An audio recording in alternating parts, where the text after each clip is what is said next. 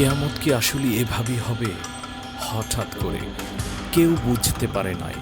কোনো রকম সাউন্ড, কোনো রকম ব্যাকগ্রাউন্ড সাউন্ড ছিল না, কোনো রকম সতর্কবার্তা ছিল না। ওয়েদার ভালো, সব কিছু ঠিকঠাক। হঠাৎ করে এই পাহাড়ি ঢল, হঠাৎ করে এই বন্যা, হঠাৎ করে এই বন্যার সাথে পাহাড়ি মাটি, যেন মাটিগুলো পানিতে পরিণত হয়ে গেছে। হঠাৎ করে তাদের বাড়ি ঘরে আশেপাশে বন্যায় প্লাবিত হয়ে গেছে।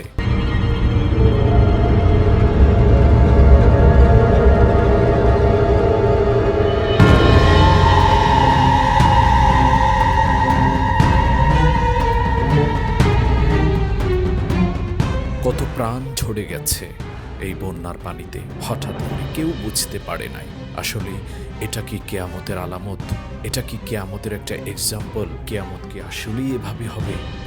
একদম এভাবে, এর থেকেও নাকি ভয়ঙ্কর।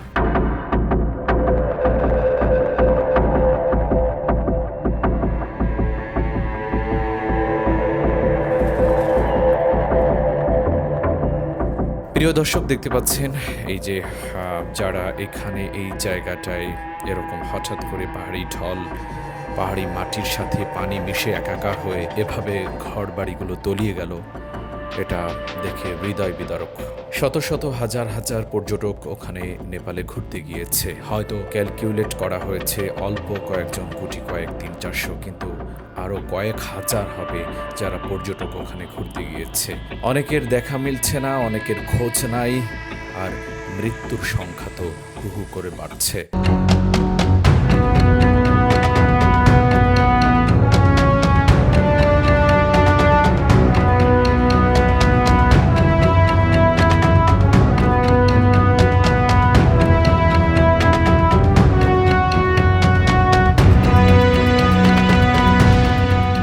নেপাল একটি প্রাকৃতিক দেশ, হিমালয়ের দেশ, সুন্দর প্রাকৃতিক দেশ।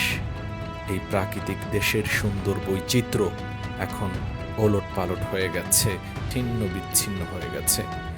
মাঝে মাঝেই নেপালে এত কেন ভয়াবহ দুর্ঘটনা ঘটে, কেউ বুঝে উঠতে পারেনি যে একো সানি ডে, কোনো কিছু খারাপ না, হঠাৎ করে পাহাড় থেকে পানি সহ মাটি আছড়ে পড়ছে বাড়ি ঘরের উপরে।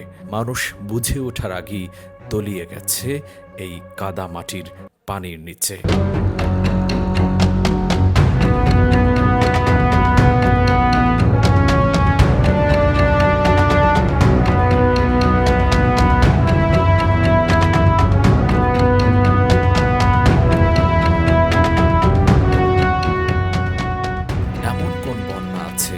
যেটা কোনো সতর্ক বার্তা ছাড়াই হঠাৎ করে চলে আসে, সেটা এই ধরনের। আমরা জানি ভূমিকম্প হঠাৎ করে হয়, এর কোনো সতর্ক বার্তা নেই, কিন্তু এই যে পাহাড়ি ধস কোনো রকম বৃষ্টি ছাড়াই হঠাৎ করে চলে আসলো, মানুষগুলো একদমই ভাবতে পারেনি। অনেক পর্যটক তলিয়ে গেছে, কি নির্ধারণ।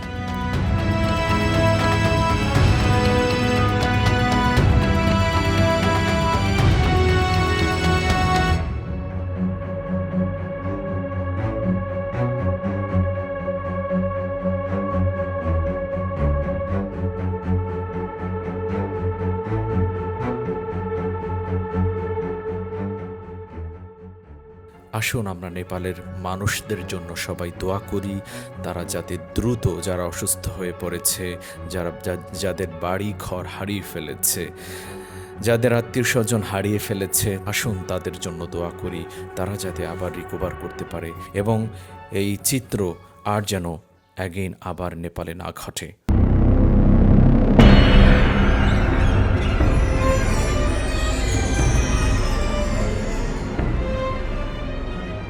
মানুষ সৃষ্টির সেরা জীব, তাই মানুষ মানুষের জন্য, জীবনের জন্য আমরা সবাই নেপালবাসীর জন্য, যারা ক্ষতিগ্রস্ত হয়েছে ওখানে, তাদের জন্য সবাই দোয়া করি।